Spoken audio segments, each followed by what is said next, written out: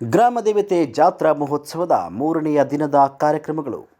ಪ್ರತಿ 3 ವರ್ಷಕ್ಕೊಮ್ಮೆ ಜರುಗುವ ಗ್ರಾಮದೇವತೆ ಜಾತ್ರಾ ಮಹೋತ್ಸವದ ಅಂಗವಾಗಿ ಮೂರನೆಯ ದಿನವಾದ ಜುಲೈ 19ರಂದು ಭಾನುವಾರ ಶ್ರೀ ಗ್ರಾಮದೇವತೆ ಪ್ರತಿಷ್ಠಾಪನೆಗೊಂಡಿರುವ ರಾಜವಾಡೆ ಆವರಣದಲ್ಲಿ ವಿವಿಧ ಧಾರ್ಮಿಕ, ಸಾಂಸ್ಕೃತಿಕ ಹಾಗೂ ಕ್ರೀಡಾ ಸ್ಪರ್ಧೆಗಳು ಜರುಗಿದವು. ಬೆಳಿಗ್ಗೆಯಿಂದಲೇ ಶ್ರೀ ಗ್ರಾಮದೇವತೆಯ ದರ್ಶನ ಪಡೆಯಲು ಎಲ್ಲೆಡೆಯಿಂದ ಭಕ್ತರು ಜನಸಾಗರವೇ ಹರಿದು ಬಂದಿದ್ದು, ದ್ಯಾಮವ್ವ ತಾಯಿಯ ಭಕ್ತರು ಸರತಿ ಸಾಲಿನಲ್ಲಿ ನಿಂತುಕೊಂಡು ದರ್ಶನ ಪಡೆದುಕೊಂಡು ಪುನೀತರಾದರು. ಬೆಳಿಗ್ಗೆ 9:30ರಿಂದ ಸಂಜೆಯವರೆಗೆ ಗೀಗಿ ಪದಗಳ ಕಾರ್ಯಕ್ರಮ ಹಾಗೂ ಬೆಳಿಗ್ಗೆ 10 ಗಂಟೆಗೆ ರಾಜ್ಯ ಮಟ್ಟದ ಕಬಡ್ಡಿ ಪಂದ್ಯಾವಳಿ ಜರುಗಿತು. ಶ್ರೀ ಗ್ರಾಮದೇವಿ ದರ್ಶನಕ್ಕೆ ಆಗಮಿಸುವ ಸಾವಿರಾರು ಭಕ್ತರಿಗೆ ಪ್ರತಿದಿನವೂ ವಿಶೇಷ ಪ್ರಸಾದ ವ್ಯವಸ್ಥೆಯನ್ನು ಮಾಡಲಾಗಿದೆ ಅಂತ ಕೋಳೂರು ಗ್ರಾಮದ ಪ್ರಸಿದ್ಧ ಅಡುಗೆ ಭಟ್ಟರಾದ ಮಲ್ಲಣ್ಣ ಭಯ್ಯಾಪುರ್ ಹೇಳಿದರು. ಭಾನುವಾರ ಪ್ರಸಾದ ವ್ಯವಸ್ಥೆಯನ್ನು ಸೇವಳ್ಕರ್ ಹಾಗೂ ಗಾಯಕವಾಡ ಕುಟುಂಬದ ಸದಸ್ಯರು ಮಾಡಿದರು. ಪ್ರಸಾದ ಸೇವೆಯಲ್ಲಿ ಶ್ರೀ ಶರಣಗೌಡ ಗೊಟಗುಣಕಿ, ವಿಠಲ್ ಶೇವಳ್ಕರ್, ನಾಗೇಶ್ ಗೊಟಗುಣಕಿ, ಮೋಹನ್ ಶೇವಳ್ಕರ್, ವಿಠಲ್ ಗಾಯಕ್ವಾಡ್, ಲಕ್ಷ್ಮಣ್ ಸೇವಳ್ಕರ್, ಜ್ಞಾನೋಬಾ ಸೇವಳ್ಕರ್, ಪಾಂಡು ಸೇವಳ್ಕರ್, ಬಸಯ್ಯ ಹಿರೇಮಠ ಹಾಗೂ ನಾರಾಯಣ್ ಗಾಯಕ್ವಾಡ್ ಸಾಥ್ ನೀಡಿದರು.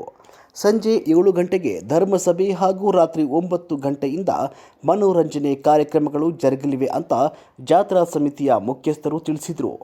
ವರದಿ ಕಿಶೋರ್ ಕುಲಕರ್ಣಿ, ಸಮೃದ್ಧ ಕರ್ನಾಟಕ ನ್ಯೂಸ್, ತಾಳಿಕೋಟಿ.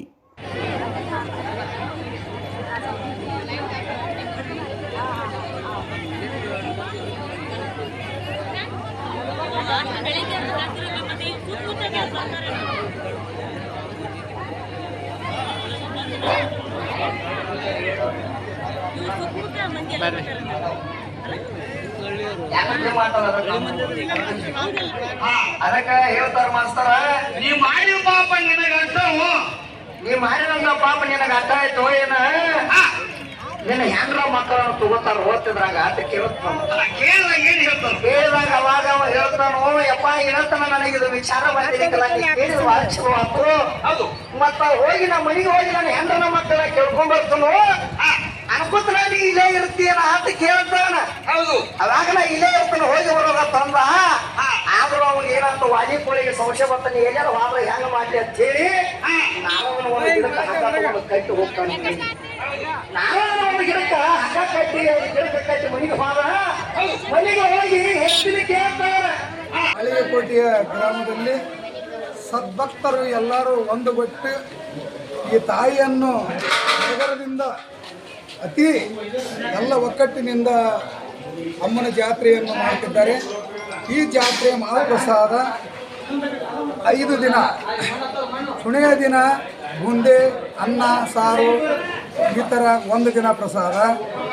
2ನೇ ದಿನ ಸಜ್ಜಕದ ಪಾಯಸ, ಅನ್ನ, ಸಾರು, ಪ್ರಸಾದ, ಬದ್ನಿಕಾಯಿ ಪಲ್ಯ. ಇದು 3ನೇ ದಿನ. ಇಲ್ಲಿ ಇರುವಂಥ ಒಬ್ಬರೇ ಭಕ್ತರು ಹೊತ್ಕೊಂಡಿದ್ದಾರೆ, ಸೇವಕರು. ಇವತ್ತು ಎಲ್ಲ ಥರನೂ ಅವ್ರದೇ ಪ್ರಸಾದ. ಅವರು ಮಹಾಪ್ರಸಾದವನ್ನು ಇವತ್ತು ಅವರು ಎಲ್ಲರ ಮನೆಯ ಮಕ್ಕಳು ಎಲ್ಲರೂ ಒಕ್ಕಟ್ಟದಿಂದ ಎಲ್ಲ ಇಡುದು ಎತ್ತೋದು ಅವರೇ ಮಾಡಕತ್ತಾರೆ. ಇವತ್ತಿನ ದಿನದಲ್ಲಿ ಅವ್ರಿಗೆ ಅಮ್ಮ ಸದಾಕಾಲ ಅವ್ರಿಗೆ ಹಿಂಗ ಸೇವೆ ಮಾಡ್ಕೊತ ಹೋಗಲಿ, ಅವ್ರಿಗೆ ಹೆಚ್ಚಿಗಿನ ಕೊಳ್ಳಿ, ಇಲ್ಲಿ ಭಕ್ತರು ಕೂಡ ಹೊಂದಾಣಿಕೆಯಾಗಿ ಅವರು ನಡೆಸಲಿ ಅಂತೇಳಿ ನಾವು ತಾಯಿಗೆ ಕೈ ಮುಗಿದು ಬೇಡ್ಕೊಳ್ತಿದ್ದೇನೆ. ಈಗ ಇನ್ನೂ ಇಲ್ಲಿ ದಿನಕ್ಕೆ ಎಷ್ಟು ಜನ ಪ್ರಸಾದ ಮಾಡ್ತಾರೆ ಅಂದ್ರೆ 20-25 ಸಾವಿರ ಜನ ಬಂದು ಪ್ರಸಾದವನ್ನು ಮಾಡ್ತಿದ್ದಾರೆ. ಇಲ್ಲಿ ಏನೂ ಕಮ್ಮು ಪಟ್ಟಿ ಆಗಿಲ್ಲ. ಆ ತಾಯಿ ಇದಕ್ಕಿನ ಎಲ್ಲರೂ ಒಕ್ಕಡದಿಂದ ಹಿಂಗೆ ನಡೆಸ್ಕೊಂಡು ಏನೂ ತೊಂದರೆ ಆಗದಂಗೆ ನಡೆಸ್ಕೊಂಡು ಅಂತೇಳಿ ಆ ತಾಯಿ ಪಾದಕ್ಕೆ ಸೋಮವಾರ ಮಾದಲಿ ಪ್ರಸಾದ ಇರ್ತದೆ. ಲಾಸ್ಟ್ ದಿನ ಬ್ಯಾಳಿ ಪಾಯಸ ಪ್ರಸಾದ ಇರ್ತದೆ. ಆ ಪ್ರಸಾದ ಉಂಡ್ರೆ ನಿಮ್ಮ ಮೈಯಲ್ಲಿರುವಂಥ ಶಕ್ತಿ, ದುಷ್ಟ ಶಕ್ತಿ ಹೋಗಿ ತಾಯಿಯ ಜ್ಞಾನವನ್ನು ತುಂಬುತ್ತಾ ನಿಮ್ಮ ಮನೆತನದೊಳಗೆ ಏನೂ ಕಮ್ಮಿ ಆಗೋದಿಲ್ಲ ಅಂತೇಳಿ ನಾನು ಒಂದು ಅಲ್ಪ 2 ನುಡಿಗಳನ್ನು ಆ ತಾಯಿ ಪಾದಕ್ಕೆ ಇಟ್ಟು ಈ ಮಾತುಗಳನ್ನು ನಾನು ತೊದಲು ನುಡಿ ಆ ತಾಯಿಗೆ ಅರ್ಪಣೆ ಮಾಡಿ ಇದನ್ನು ಬೆಳಗಲಿ ಅಂತೇಳಿ ನಾನು ಹಾರೈಸಿ 2 ಮಾತುಗಳನ್ನು ಮುಕ್ತಾಯ ಮಾಡ್ತಿದ್ದೇನೆ. ಜೈ ಮಾತೆ. ಇವತ್ತು 20-25 ಸಾವಿರ ಜನಸಂಖ್ಯೆದು ಹಾಲುಕ್ಕಿ ಪ್ರಸಾದ ತಯಾರು ಮಾಡಿರ್ತಿದ್ದೇವೆ. 10-15 ಕ್ವಿಂಟಲ್ ಅನ್ನನೂ ತಯಾರು ಮಾಡಿರ್ತಿದ್ದೇವೆ. ಇದಕ್ಕೆ ಬದನೆಕಾಯಿ ಪಲ್ಯ 1.5 ಕ್ವಿಂಟಲ್ ಬದನೆಕಾಯಿ ಪಲ್ಯವನ್ನು ಮಾಡುತ್ತಿದ್ದೇವೆ. ಈ ಪ್ರಸಾದ ನುಗ್ಗಿಕಾಯಿ ಸಾಂಬಾರು ಮಾಡಿದ್ದೀವಿ. ಅಗ್ಗದಿ ಮಹಾಪ್ರಸಾದವನ್ನು ಇಲ್ಲಿ ತಯಾರಾಗಿರ್ತದೆ. ತಾಯಿ ಕೃಪೆಯಿಂದ ಎಲ್ಲ ಭಕ್ತಾದಿಗಳ ಒಂದು ತಾಯಿಯನ್ನು ಜಾತ್ರೆಯನ್ನು ನೋಡಿಕೊಂಡು ಆಶೀರ್ವಾದವನ್ನು ತೆಗೆದುಕೊಂಡು ಹೋಗಬೇಕಾಗಿ ವಿನಂತಿ. ನಿಮ್ಮ ಹೆಸರು ಸರ್? ನಮ್ಮ ಹೆಸರು ಮಲ್ಲಣ್ಣ ಬಯ್ಯಾಪುರ, ಸಾಕಿನ ಕೋಳೂರು, ಜಿಲ್ಲಾ ಬಿಜಾಪುರ.